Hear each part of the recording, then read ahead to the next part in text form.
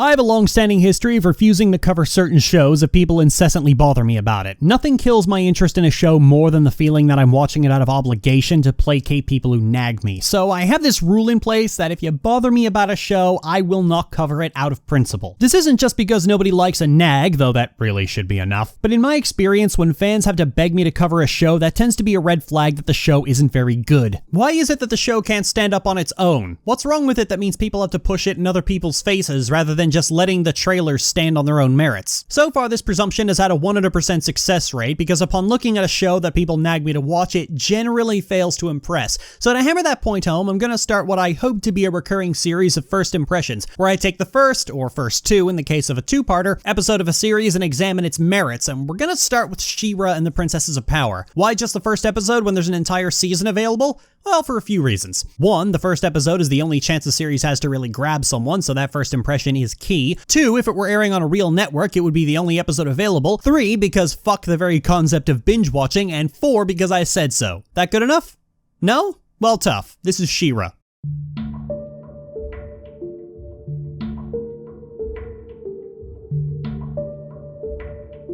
The main cast of She-Ra and the Princesses of Power consists of Adora, a horde soldier caught in the middle of a war that goes unexplained, Catra, Adora's girlfriend, but the 21st century cartoon subtext kind because the writers need to be needlessly coy about everything, Bo, a guy literally named after his weapon, and Glimmer, a princess whose special powers include teleporting, making stupid and stubborn decisions that get people killed, and yelling a lot. For the record, Glimmer gets a little better in the series, but she is arguably the worst first impression in the world. What I find interesting is that the titular She-Ra is on the opposite side of a war against the side that has all the titular princesses. That's actually pretty interesting. Maybe we'll have a bit of a faction war between the Horde and the princesses as the dueling ideologies compete for dominance. I don't like the sound of that cough you just made, DreamWorks. Well, we thought it'd be cool if She-Ra's originally on the side of the villain and has to learn about the horrors of the Horde firsthand and switch sides. So you have She-Ra starting out as a straight up villain? Well, that sounds like something that could be cool for a season or two. DreamWorks. Did you do all of this in the first episode? Maybe? Alright, fine. I find it weird that they start out with She-Ra on the villain side and spend a lot of time highlighting how invested she is in the Horde cause, only to flip the switch in the very same episode. These kind of stories usually have a period of the pseudo-antagonist rationalizing and making excuses not to confront the lie that is her own beliefs, but here they just kind of skip past all that to the point that I wonder why they even did this. Unfortunately, the episode doesn't do this story any favors. Adora is captured by two of her enemies and spends a lot of time waffling around and visiting a city and experiencing the joy of fruit and petting the horsies and having a pink diamond. This land is so beautiful! Epiphany. The moment that causes Adora to finally turn is seeing the Horde attack a civilian town, but she was led to believe it was a fortified military base and assumes that this must be a mistake. Then she almost immediately turns traitor after talking to Catra. There's actually a point in that scene where Catra basically sums up why this story isn't working. Are you kidding? You've known these people for what, a couple of hours? And now you're gonna throw everything away for them? Oh, what happened to you? They want to make Adora into another Zuko. They're leaning really, really hard on that. That's the only reason that Adora starts out in the Horde.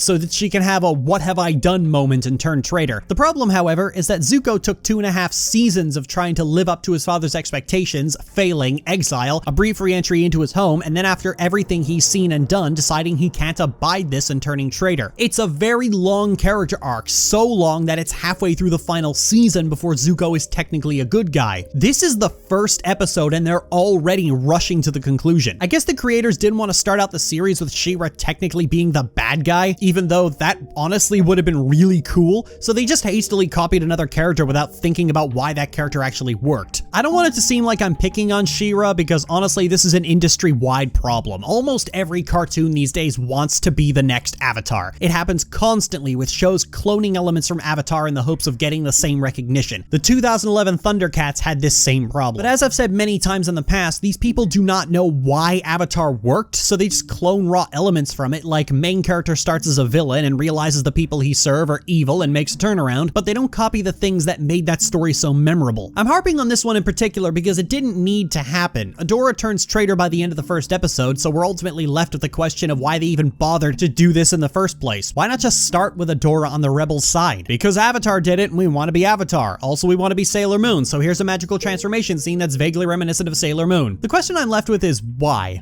I already know the answer, but I still wonder what was going through the minds of the creators when they wrote this out. Actually, that why sticks around when we're introduced to Glimmer. She's a commander by nepotism since her mother won't let her lead any actual battles because she's reckless, has a total disregard for safety, and can't hold a conversation with her own superiors without whining and yelling at them. This is somebody who should not have been given a leadership position. Down with the monarchy! The big problem with the episode is that despite the prologue and the conclusion being rushed beyond belief, the second act drags incessantly. Bo and Glimmer capture Adora when she sneaks out to find a sword, and this is where things really start to test my patience. The next half hour is spent watching Glimmer play keep away with the sword and screaming about what the Horde has done to her people and how they've hurt so many. Unfortunately, during this entire time, we're never told what the Horde has done as Glimmer and Adora bicker back and forth about who's actually wrong. The nadir of the whole episode is halfway through when they have this tediously long fight scene with a bug where Glimmer screams a lot and Adora doesn't do anything until the last minute where she transforms into She-Ra and the first part ends. And then in the second part, she immediately loses this new power and falls over. Really anticlimactic there. They get locked in a tomb, Adora learns that she's basically the special, and Glimmer almost gets them all killed out of stubbornness. And then they go to a village and that aforementioned third act confrontation happens. And then the episode ends with the three of them walking off to... Actually, I don't know where they're going. Unfortunately, the first episode doesn't establish a whole lot. We learn that the Horde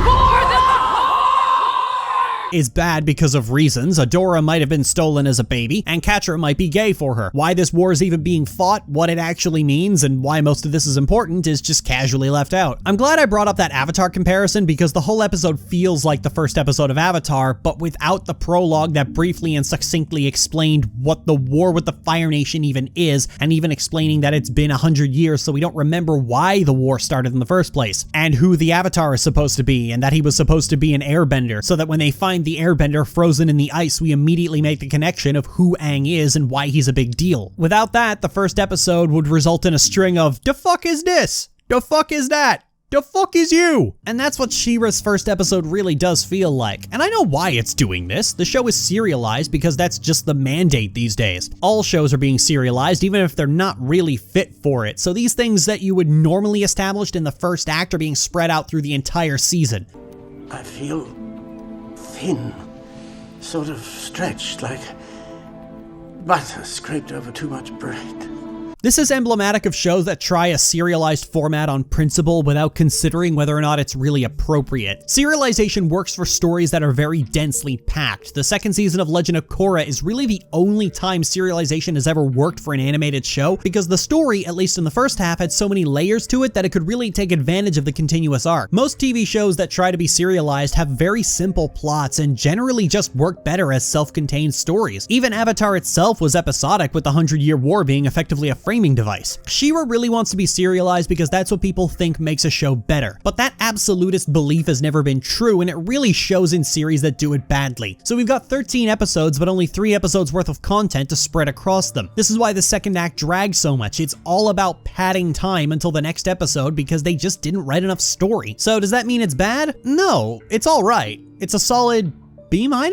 Yeah, B- works. Adora and Catra are genuinely enjoyable characters, and their dynamic is kind of adorable. I think it's generally a good sign that your lead character left a good first impression if my biggest criticism of the show is that her story would be a lot more interesting if it wasn't bull rushed the way it is. I like Adora and I like Catra, and I could just kind of wish that she'd been given the chance to have an actual Zuko arc. I think it would really work for her. Glimmer's basically nails on a chalkboard for the first episode, but in subsequent episodes she upgrades to just being kind of there, so she's a marked improvement over other characters named Glimmer. But that's kind of a shame because I actually love Glimmer's design. I think she's one of the best designed characters in the show, and it's a shame that she's just such a so-so character overall. She-Ra and the Princesses of Power is inoffensive. Between shows that shovel redemption arcs onto people who don't deserve them, shows that keep slipping into fascist apologia, and shows that siphon out all the fun in favor of appealing to the hipster parent demographic, She-Ra's worthy of a fucking prize by comparison. It's an okay, if clumsily written show that will at least be fun and engaging for kids without teaching them horrible lessons, and those are really my only requirements for a children's show. But do I want to keep watching it?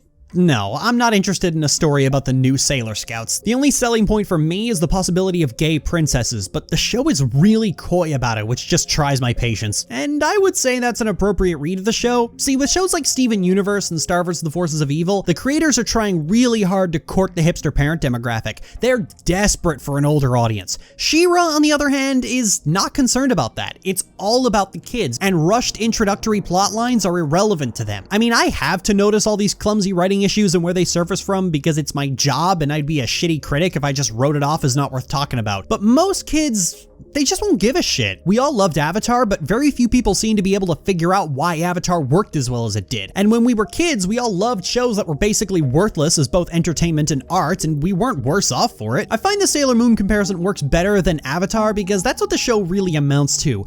A kinda drab action series, but you're not worse off for watching it. A lot of people tend to make a big fuss about how we need shows that challenge kids and make them think, but we really only ever need 1 or 2 shows like that, and to be honest, we're really bad at actually making them. If She-Ra wants to be that kind of show, it's not coming across. Having body diversity and gay subtext is not really pushing the envelope or challenging anybody. It's just a bare minimum standard for anyone who isn't a creatively bankrupt loser. But if She-Ra really does want to just be a fun action series with some dumb romance subplots that just happen to trip over the first hurdle on its introduction, then I'd say that's fine. This is one of the few times I can honestly say that objectively it's an okay show, but it's just not for me, and I'm honestly grateful for that. I'd be more annoyed with it if it was actually trying to be a show for me. If there's anything that I desperately hope becomes a trend, it's more cartoons that stop trying to court an older audience and just let themselves be all about the kids, because when they try to rope in an older audience, they get really boring really fast.